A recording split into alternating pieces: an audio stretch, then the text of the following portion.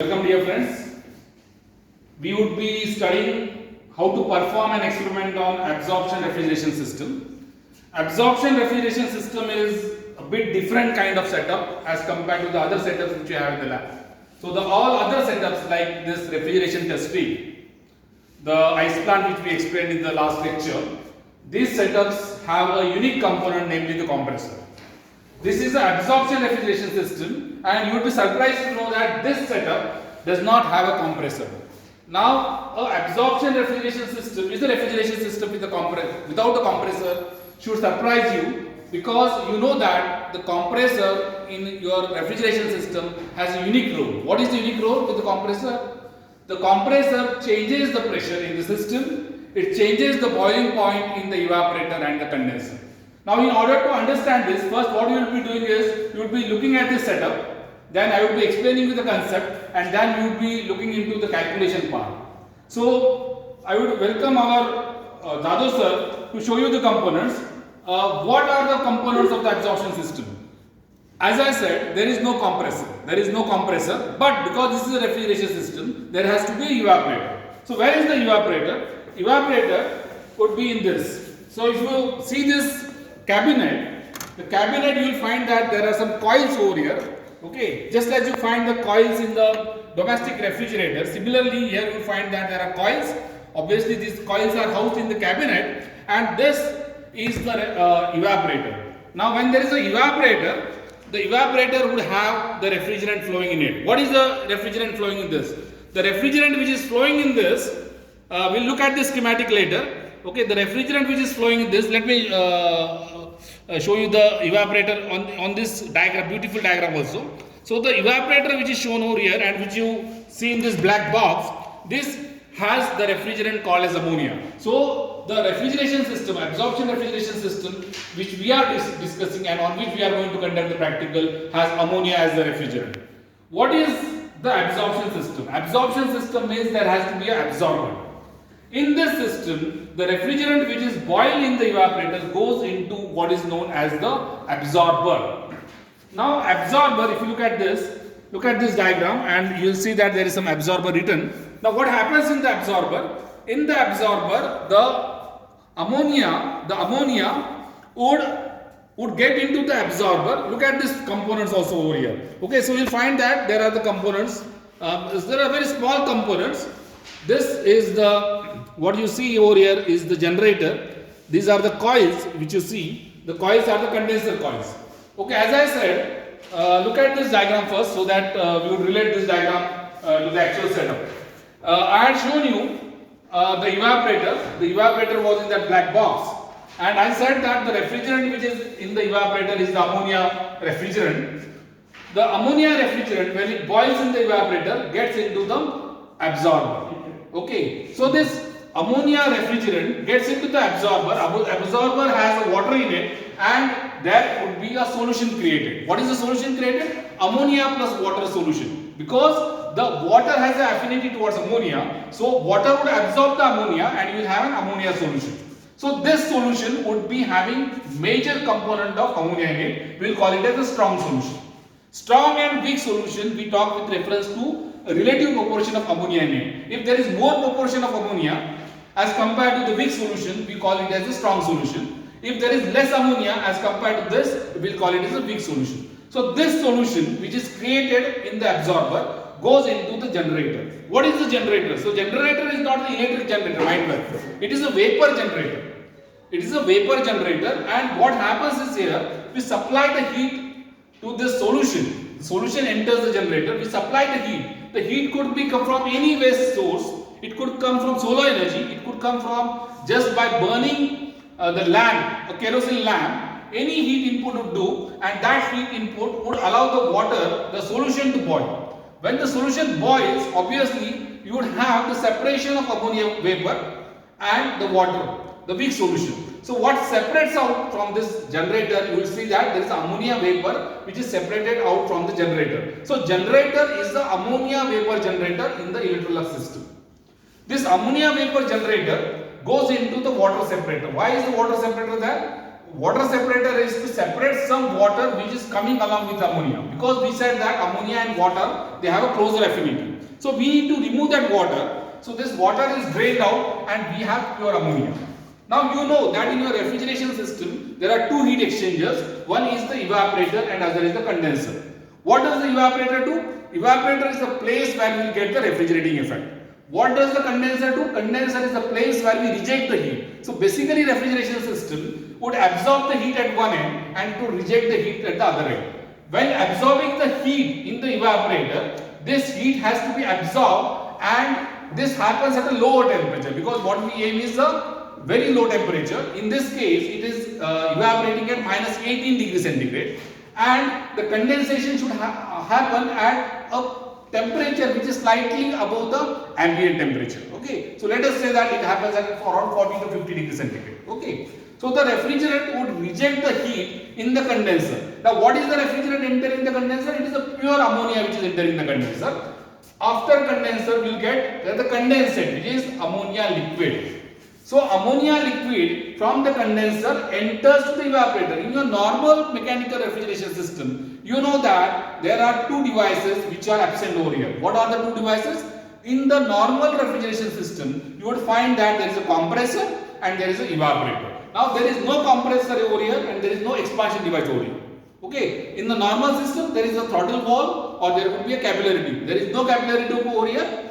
There is no compressor, right? And this I will explain you how without the compressor and without expansion device this functions, right? Now let us first again revise this. What is happening? We want refrigerating effect. Refrigerating effect happens in the evaporator. We want that heat which is absorbed in the evaporator to be rejected. This happens in the condenser. This ammonia, and we will come to this hydrogen later. This ammonia and hydrogen goes into the absorber. Why is the hydrogen used? That I have not yet explained to you. This ammonia plus hydrogen goes into the absorber. You see that the hydrogen gas is liberated from the absorber and only the ammonia solution enters the generator, right? And this solution in the generator is boiled. Ammonia vapor separate out and the weak solution returns back to the absorber. This ammonia vapor gets rid of the small water fractions in the water separator or rectifier, and the pure ammonia gets back to the condenser. So this way you see the loop is happening. Okay, what is the refrigerant used? The refrigerant used is ammonia. What is the absorbent used? Absorbent used is water, and the absorption happens in the absorber. When there is an absorption of ammonia into the water, strong solution is created, and when the ammonia vapors are liberated in the generator, weak solution is returned back to the absorber. You can have a heat exchanger over here, which I have not shown here, wherein you can conserve energy by having a heat exchange between the strong solution and weak solution. Now the crucial question is why do we use hydrogen? Or the crucial question could be, why don't we have the compressor and an expansion device? Now you know that fundamental principle of any refrigeration system is you maintain two different pressures, the high pressure in the condenser and low pressure in the evaporator. In this case, in this system, you would see that the total pressure in the condenser and total pressure in the evaporator is the same. Now when the total pressure in the evaporator and condenser is the same, how do we find that the ammonia is boiling at two different temperatures? Ammonia is condensing at a higher at a condenser temperature and it is evaporating at a low temperature. For that we need to invoke the Dalton's law of partial pressure. You must understand that this total system is at the same pressure. A typical pressure of an electrolytic system is around 14 kgf per centimeter square or around 14 bar. Okay, we can have different systems at different pressures. Now I have taken this as 14 kgf per centimeter square. So this pressure is 14 kgf per centimeter square. This pressure is 14 kgf per centimeter square. Everywhere the pressure is 14 kgf per centimeter square. So when the pressure is 14 kgf per centimeter square, there is no need of a pump. There is no need of an expansion device. But what we want is that the pressure of the refrigerant should be low in the evaporator and pressure of the refrigerant should be high in the condenser, so that the same refrigerant would boil at a lower temperature and condense at a high temperature. So for that we introduce an inert gas, namely hydrogen. What does hydrogen do? Look at this. The total pressure in the condenser is 14 kgf per centimeter square. the pressure of the evaporator is also 14. However, the pressure of the ammonia is 2 kg per centimeter square. The remaining pressure is contributed by the inert gas, which is hydrogen. It means that the ammonia liquid, which is at a 14 kg per centimeter square, as it enters the evaporator, its pressure drops down. This is similar to what happens in the mechanical compression system, where by using an expansion device, the pressure of the refrigerant drops down. Here, how is the pressure dropping down? This is because you are having a hydrogen gas in it. So, what is the pressure over here? So, the typical value which I have taken is the pressure of the ammonia is 14 kg per centimeter square, and as it goes into the evaporator, because of hydrogen, this pressure drops to 2 kg per centimeter square. You know that boiling point of ammonia is around minus 44 degrees centigrade. At around 2 kg per centimeter square, the refrigerant would boil at minus 18 degrees centigrade. So this is the fundamental principle of electrical system, that we can get rid of the pump, we can get rid of the expansion device by introducing a inert gas, namely hydrogen. Now what is the disadvantage? The disadvantage is that because the hydrogen would occupy certain space in the evaporator, it would eat away the capacity of the system. So the capacity of the system would be low if there is a hydrogen gas, because hydrogen gas does not contribute to the refrigerating effect. It is the ammonia which is boiling, and the latent heat of vaporization of ammonia is the only thing which is going to contribute to the refrigerating effect. So this is a principle. Now how do you do the calculations and perform the experiment? So look at the setup again. Now you would realize that this is the place where you are getting the refrigerating effect. So if you open this, okay, if you open this and if you put something inside this, and if you cool this, you can measure the cooling effect by mCp delta T. But a simpler way is what we do is that we introduce a heating element in this. Look at this. We have introduced a heating element.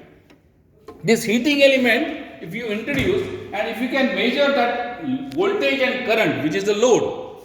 So what we know is how much load is kept in this cabin. Okay. So voltage into current is the refrigerating effect. Because what we are doing is that we are allowing the system to run under steady state conditions, and we are adjusting this load such that the load would compensate the cooling effect. That means if the temperature within this cabin is steady, the meaning is the load is equal to refrigerating effect. Okay. So this is a trick actually. So what we do practically is we measure the voltage, we measure the current, V into I is the refrigerating effect. This is how the refrigerating effect is calculated by practical method. Okay. How do you calculate the input? Now what is the input of absorption system? Input out to the output is the COP. So COP actual is the refrigerating effect upon heat input, because this system you are supplying the heat.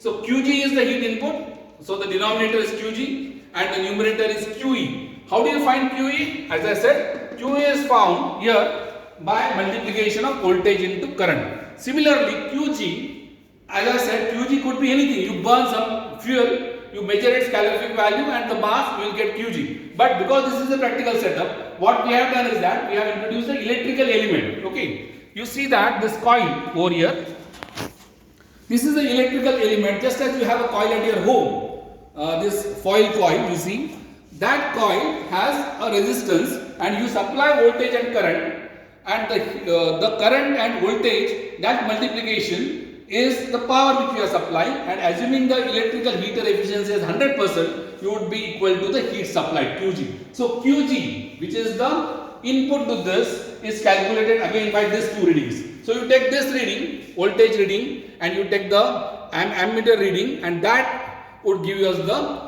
QG. The ratio of the two becomes the coefficient of performance.